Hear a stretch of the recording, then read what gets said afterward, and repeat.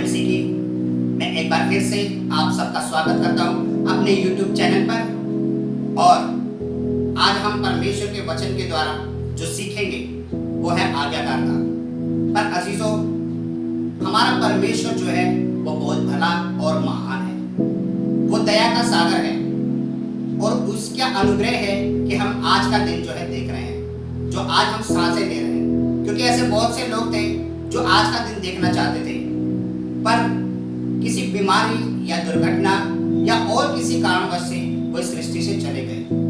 अजीजों, परंतु यहोवा की दया और ये उसका अनुग्रह और उसकी करुणा उसके डरवैयों पर सदा बने रहती है कि हम लोग जो आज जीवित हैं, जो इस धरती पर मौजूद हैं। सो अजीजों, आज हम परमेश्वर के वचन के द्वारा जो सीख रहे हैं वो है आज्ञाकारिता। क्योंकि जो परमेश्वर की आज्ञा में बना रहता है वो उसकी आशीषों को प्राप्त करता है।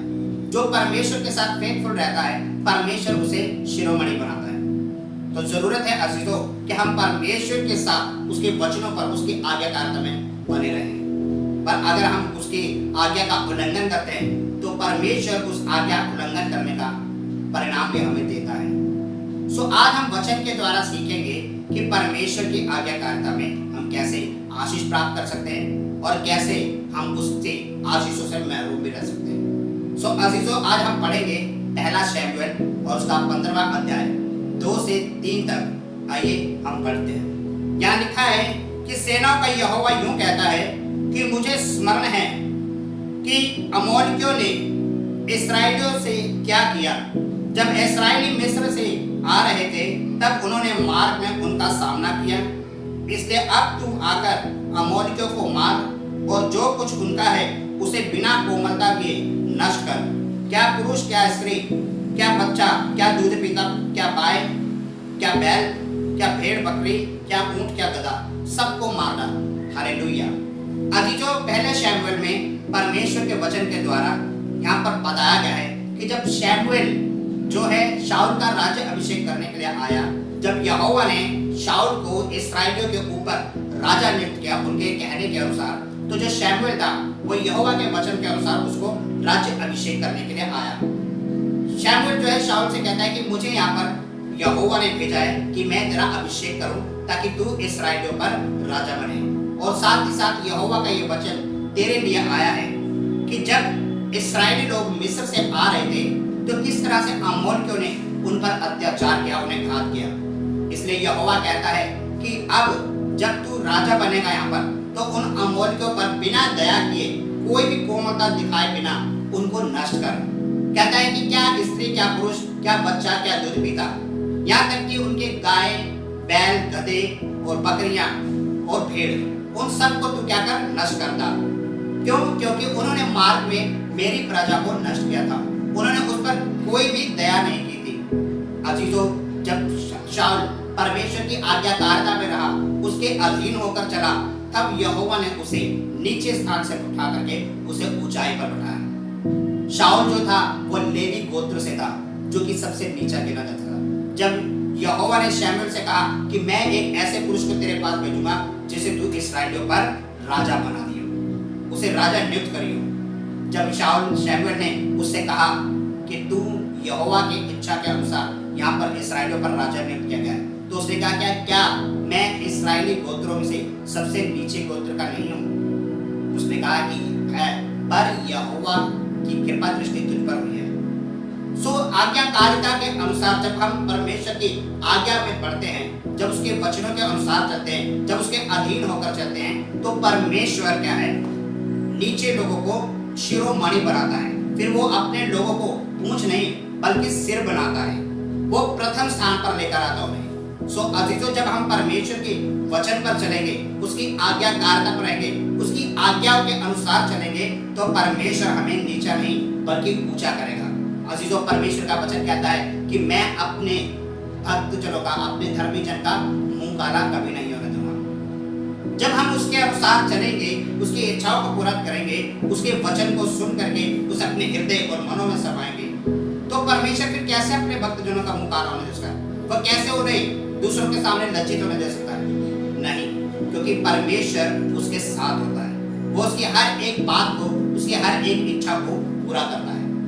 क्योंकि जब वो परमेश्वर की आज्ञा को पूरा कर रहा है तो यहोवा भी उसकी हर इच्छा को पूरा करता है। परमेश्वर कहता है कि मांग के देख, परख कर देख कि यहोवा कितना भला है, और तुम मांगो तो सही, तुम्हारे मांगने से पहले मैं तुम्हें दे देता हूँ। इसलिए अजीजों, परमेश्वर जो है हमेशा हमारे ऊपर अपनी कृपा दृष्टि करता है। उसकी दया और उसकी करुणा सदा उस पर बनी रहती है। जब अय्यूब जब उस अवस्था में था, उसके पास कितना ही धन और दौलत था, उसके पास कितने ही जानवर थे, कितने ऊँट थे, कितने दास थे, कितनी दासियां थी, वो इतना आशीषित था। पर जब परमेश्वर ने उस पर परीक्षा करने की स्थिति में आया, तब सब कुछ उस पर चला गया, परंतु वो फिर भी परमेश्वर की आज्ञाकारिता में रहा। यहाँ तक कि उसकी स्त्री ने कहा कि तू क्या यहोवा का धन्यवाद करता है, देख तेरे प्राण जो है वो तेरे खत्म होने पर है, तेरा सब कुछ तो चला गया, तेरे बच्चे चले गए, तेरे पशु जो थे वो सब नष्ट हो गए, तेरी धन संपत्ति थी वो जो सब खत्म हो चुकी है, तो फिर भी अपने यहोवा परमेश्वर को धन्य कहता है, महान कहता है, स्तुति करता है, आराधना करता है, उसको श्राप दे, उसको गाली दे। परंतु अय्यूब ने ऐसा नहीं किया। अय्यूब जो है परमेश्वर के अधीन रहा, उसकी आज्ञाकारिता में बना रहा, उसका धन्यवाद करता रहा, उसका भय में बना रहा। सो अजीजों, पर जब परमेश्वर ने देखा कि अय्यूब का विश्वास, अय्यूब की अधीनता अभी भी मेरे ऊपर बनी हुई है, तो उसने जितना उससे लिया था उससे 4 गुना करके उसे वापस दिया। हालेलुया। पर क्या आज के युग में हम लोगों में परमेश्वर के प्रति वफादारी बनी हुई है? क्या आज हम परमेश्वर के वचन के अनुसार चलते हैं? नहीं, बल्कि आज हम परमेश्वर के वचन के अनुसार नहीं चलते। परमेश्वर कहता है कि तू अपने पड़ोसी से अपने समान प्रेम रख, पर क्या हम अपने पड़ोसी से अपने समान प्रेम रखते हैं? नहीं। अगर हमारे पड़ोसी के पास कोई कार आ जाए या वो कोई बंगला खरीद ले, तो हमारे मनों में ईर्ष्या उत्पन्न हो जाती है। हम कहते हैं कि ये कैसे हो गया, ये परमेश्वर, इसके सब कुछ नष्ट हो जाए। हम ऐसे बुरी अभिलाषाएं उसके मन में निकालते हैं। तो क्या परमेश्वर की हम आज्ञा पूरी कर रहे हैं? नहीं अजीजों, हम उसके लिए कुछ नहीं कर रहे, हम अपने लिए ही गड्ढा खोद रहे हैं। जो कड़वाहट हमारे मन में है वो उल्टा पलट करके हमारे ही ऊपर आने वाली है। परमेश्वर कहता है व्यभिचार मत करो, पर क्या हम व्यभिचार छोड़ देते हैं? नहीं, कभी भी नहीं। बहुत से लोग ऐसे हैं जो बॉयफ्रेंड गर्लफ्रेंड बनाते हैं। हाँ, परमेश्वर का वचन कहता है कि हमें पवित्र रहना है। परमेश्वर का वचन कहता है कि पवित्र रहो क्योंकि मैं पवित्र हूँ। पर हम उस वचन को नकार देते हैं और हम क्या करते हैं? बॉयफ्रेंड गर्लफ्रेंड बनाते हैं। हम अपने लिविंग रिलेशनशिप बनाते हैं, शादी से पहले ही फिजिकली रिलेशन बनाते थे, जो कि सरासर पाप है। अजीजों, अगर हमें परमेश्वर से आशीष और बरकत चाहिए तो हमें इन सब चीजों को दरकारना होगा, परमेश्वर के वचन के अनुसार चलना होगा, क्योंकि परमेश्वर भला है, दयालु है।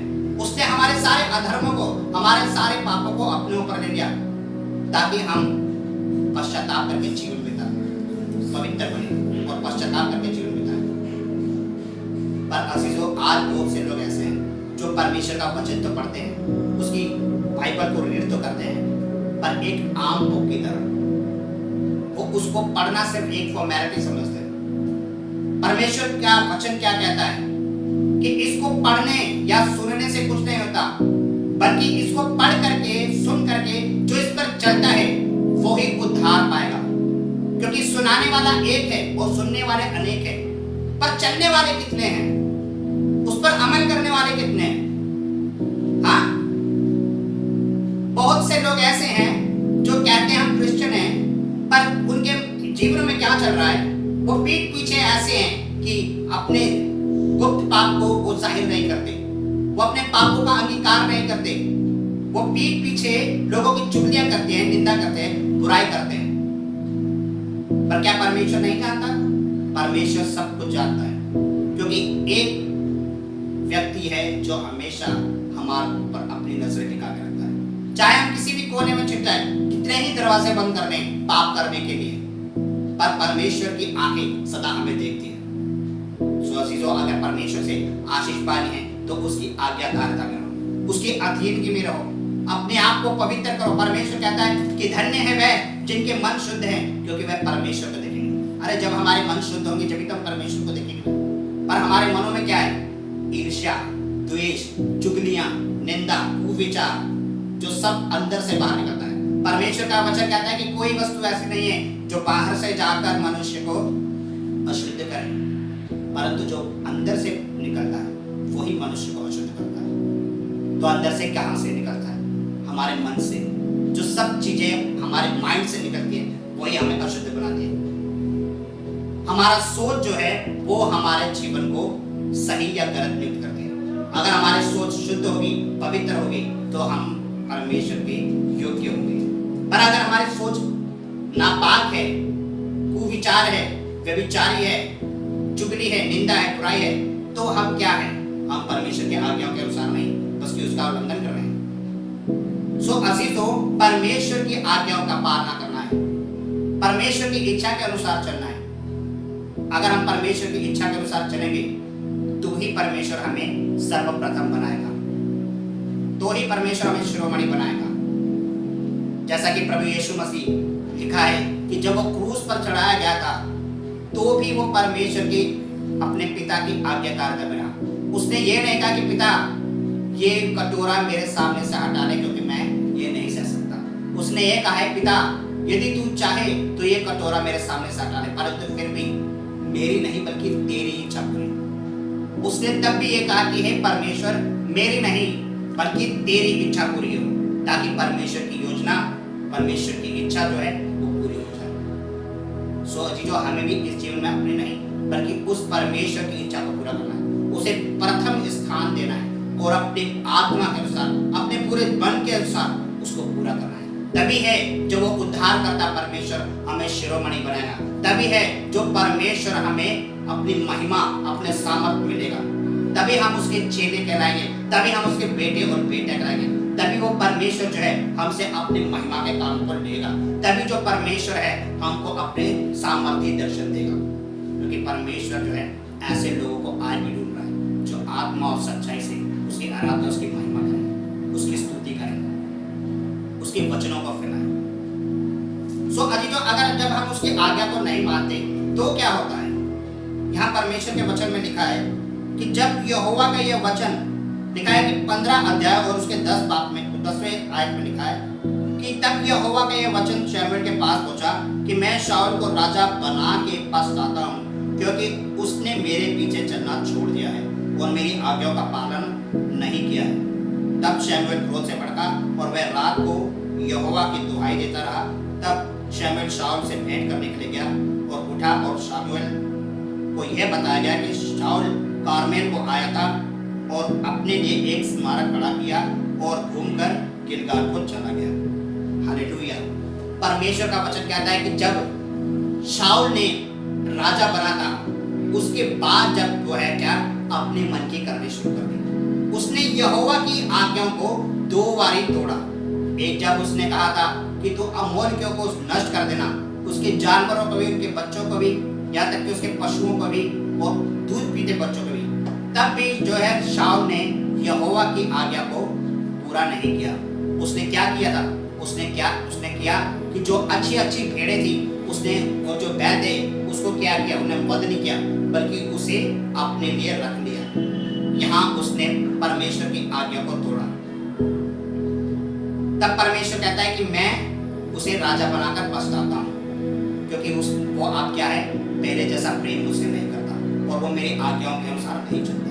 इसलिए अब मैं उस पर बताता हूँ कि उसे मेरे राजा क्यों है। इसी तरह अजीजों, जब हम परमेश्वर की आज्ञाओं को नहीं मानते, जब परमेश्वर हमें शिरोमणि बना देता है, हमें आशीष दे देता है, हमें बरकतें दे देता है, तो फिर हम क्या करते हैं? फिर हम उन परमेश्वर का नाम का लेना छोड़ देते हैं, हम उसका धन्यवाद करना छोड़ देते हैं, हम उसके भय में दिन बिताना छोड़ते हैं, हम उसकी आज्ञाकारिता में जाना छोड़ देते हैं और क्या करते हैं? दुनियावी चीजों में हम चल पड़ते हैं, हम अपने संसारिक जीवन में चल पड़ते हैं।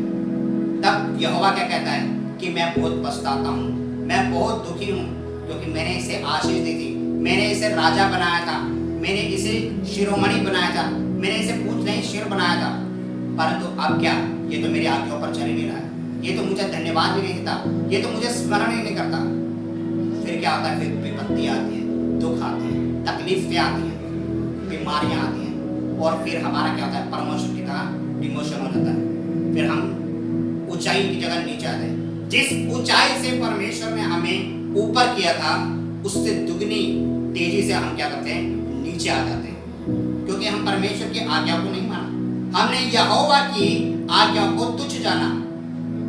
इसलिए परमेश्वर कहता है कि मैं आशीष देकर पछताता हूं। मैंने तो सोचा था कि तू मेरा धन्यवाद करता रहेगा, मुझसे प्रेम करेगा, मेरी आज्ञाओं को मानेगा, पर हम क्या करते हैं, वो तमाम आशीषें बरकतें लेने के बाद उसके नाम को भूल जाते हैं, उसका धन्यवाद करना भूल जाते हैं, उसके अधीन की में भूल जाते हैं। सो अजीजों, हम आशीषें जब लेनी है तो हम परमेश्वर की वचनों के अनुसार चलें, उसकी आज्ञाकारिता के अनुसार चलें, उसकी इच्छाओं को पूरा करना चलें, अपने जीवन में उसे पहला स्थान दें। सुबह उठकर हम परमेश्वर का धन्यवाद करें, दोपहर में उसका धन्यवाद करें, शाम में उसका धन्यवाद करें। जहां भी मौका मिले लोगों को बताएं कि परमेश्वर महान है, धन्य है, वो सबसे प्रेम करता है, वो सब पर दया और करुणा करने वाला परमेश्वर। सो अजीजों, मैं विश्वास करता हूँ कि इस वचन के द्वारा परमेश्वर ने आप सबसे बात की होगी, और मैं ये भी विश्वास करता हूँ कि अब से आप परमेश्वर की आज्ञाओं को मानेंगे